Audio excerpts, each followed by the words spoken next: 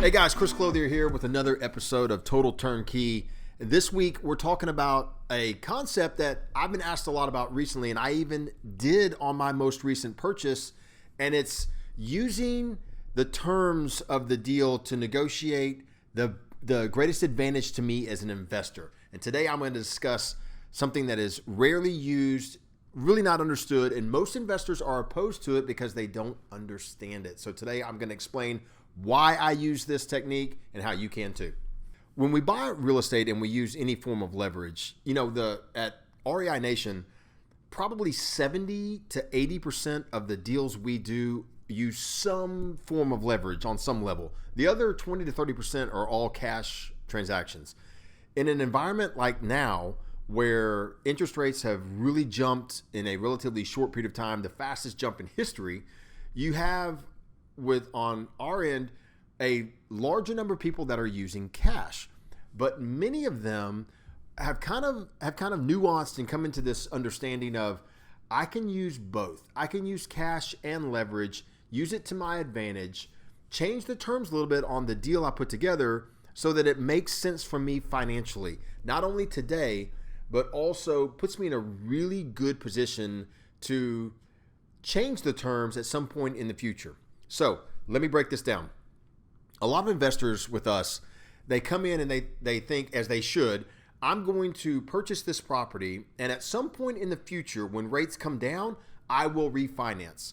Now, for those of us owning property prior to 2021, early 2022, 2022 suddenly came in and bam, it was time. We refinanced everything we could as fast as we could. I even did 2 refinances because I got my rates down into the 3, and then I got another property I could get down into the 2s. So look, we got lucky, right?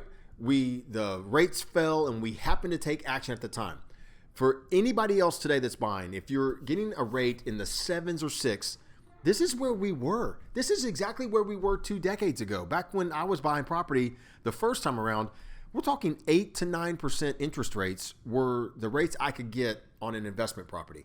But I always knew that if rates could fall into the 7s, into the 6s, I would refinance. It made sense to have that as an option, especially when you had a high interest rate. So today, we're hearing from a lot of investors who want to refinance at some point in the future. Very good. But there's this big complaint, and I'm trying to really help investors really understand the mechanics of the using leverage, because they're disappointed by the lack of cash flow. Now, the reason why I'm doing my quotations, I hate this, is that for me, I know cash flow is a month, especially if I'm looking at it monthly, it's just my income minus my expenses. I don't have vacancy every month. I don't have maintenance every month. I rarely have maintenance.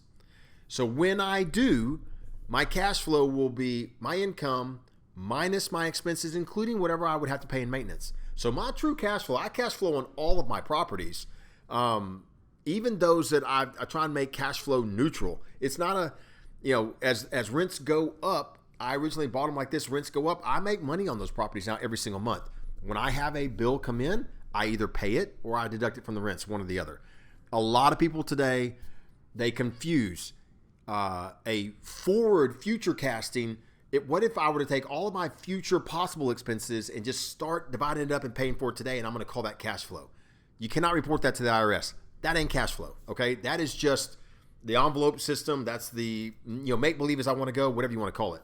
So the reason why I dive down that little rabbit hole is that so many people today, they're looking at high interest rates and saying, I can't make anything cash flow. Well, money costs twice as much as it did a year ago. And prices, because there's relatively little inventory, have not come down. It's difficult to make something cash flow today, especially if you're trying to take out 5% maintenance and 8% vacancy and all these crazy numbers, okay? Don't. Your cash flow is what your cash flow is. Many investors that have been doing this for a while, myself included, are instead putting 30, 40, even as much as 50% down on the property, using 50% leverage to get control of a great asset and to make the economics just look better. I've got my cash. I can only use it once. I'm not going to use it across multiple properties today. So I'm going to put more of my cash into this property, a property that holds value, that I expect to go up in value. I expect a resident to pay off my note. So I put 50% down. I just did this week.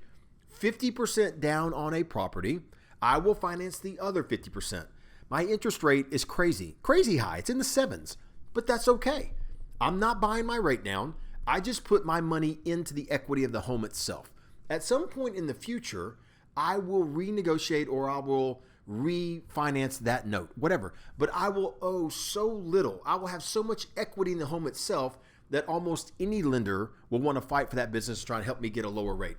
Right now, I'm paying below prime.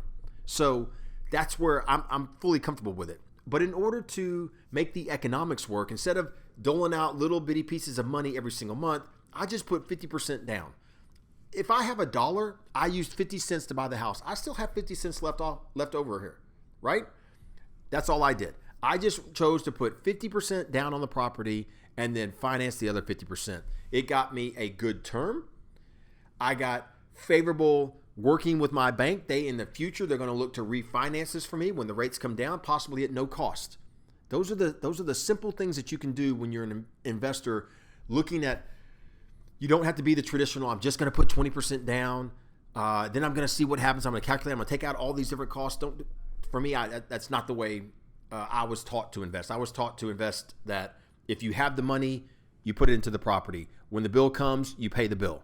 I don't look at anything else. So, it's a really simple concept today that we're hearing more and more about. And I'm telling you, that's one that in these high interest rate environments, you can and should use. Look to put more money down.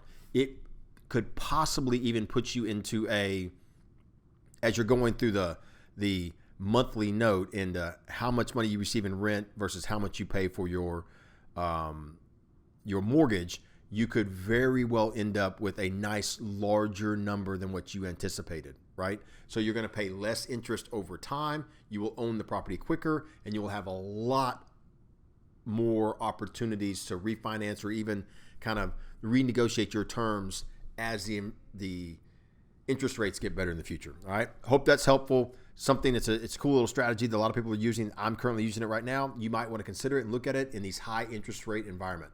Right. All right. So you guys, thank you so much for joining me. If you found this helpful today, whatever. Hey, give me a thumbs up or a heart or a like or whatever those things are wherever you're watching me today. If you have not subscribed to the channel yet and you still want to you're still consuming everything in, you're kind of holding off until the time is right, that's okay. You can. But if today's the right time, subscribe to the channel. You'll get automatic updates as soon as we bring out more videos. If there's anything I can do, if anything you want to hear me talk about, let me know. Send me a message. I'll get to it. Until we get a chance to meet again, guys, you take care. We'll see you again on Total Turnkey. Thanks.